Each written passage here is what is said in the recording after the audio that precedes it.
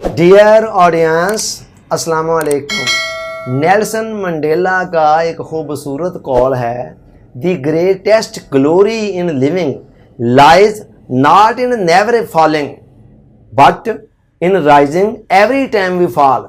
वो कहता है कि ज़िंदगी की जो असल ग्लोरी है, कारनामा है, वो इस बात में नहीं है कि हम कभी भी ना गिरें, बल्कि वो असल ग्लोरी, असल कारनामा ये है कि जब भी हम गिरें तो उठकर खड़े हो जाएं।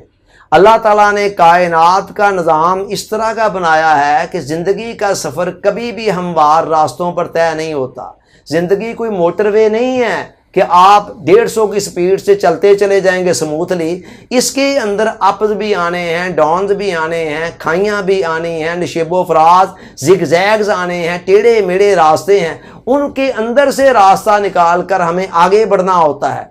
तो लिहाजा जब हम इस तरह करेंगे तो फिर कई जगहों पर हम गिर भी जाएंगे और गिरने के बाद दोबारा हमें उठना होगा।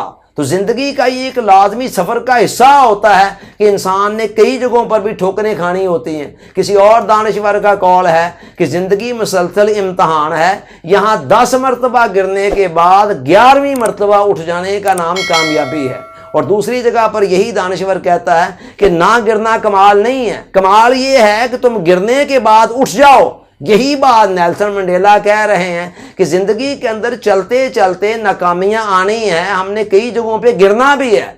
आम लोग क्या करते हैं, जब वो किसी मकसद के लिए स्ट्रगल कर रहे होते हैं, जिद्दोजहद कर रहे होते हैं, 1 मरतबा 2 मरतबा 3 4 मरतबा गिरते हैं और गिरने के बाद या तो फिर दोबारा उठने का हौसला ही पैदा नहीं करते हैं, मायूस हो जाते हैं और समझते हैं कि नहीं, मैं तो चल ही नहीं सकता हूँ, मैं तो ये काम कर ही नहीं सकता हूँ, मुझसे नहीं ये मुमकिन हो सकेगा। तो लिहाजा वैसे ही हौसला हार देते हैं, या फिर नीम दिली के साथ दोबारा उठकर, मुर्दा दिली के साथ, नीम दिली के साथ दोबारा उठकर स्ट्रगल करते हैं। उस स्ट्रगल ने भला उन्हें कहाँ तक पहुँचाना होता है। कामयाब लोगों का हाल ये होता है कि चलते चलते ठोकरें उनको भी लगती हैं। ठोकरें ज़िंदगी का लाजमी हिस्सा हैं।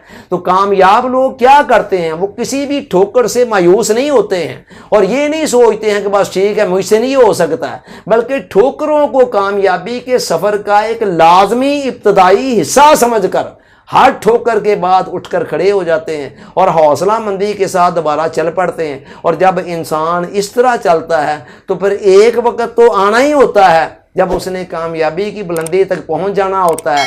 जितने भी लोग तारीख के अंदर आपको कामयाब नज़र आ रहे हैं ना, जो कामयाबी की बुलंदी पर, उसकी चोटी पर खड़े दिखाई दे रहे होते हैं, आप ज़रा उनकी ज़िंदगियों के अंदर बैकग्राउंड में झांक कर देखें तो उससे पीछे उनकी कई नाकामियाँ हैं, जिन्होंने मिलजुल कर, जहाँ नाकामियों से घबरा कर वो रास्ता ना छोड़ बैठे, मंजिल की तरफ चलना ना छोड़ बैठे, बल्कि नए अज़म के साथ दोबारा चले और एक ना एक दिन पहुँच गए। इसी तरह आप भी पहुँच सकते हैं। Thanks for watching.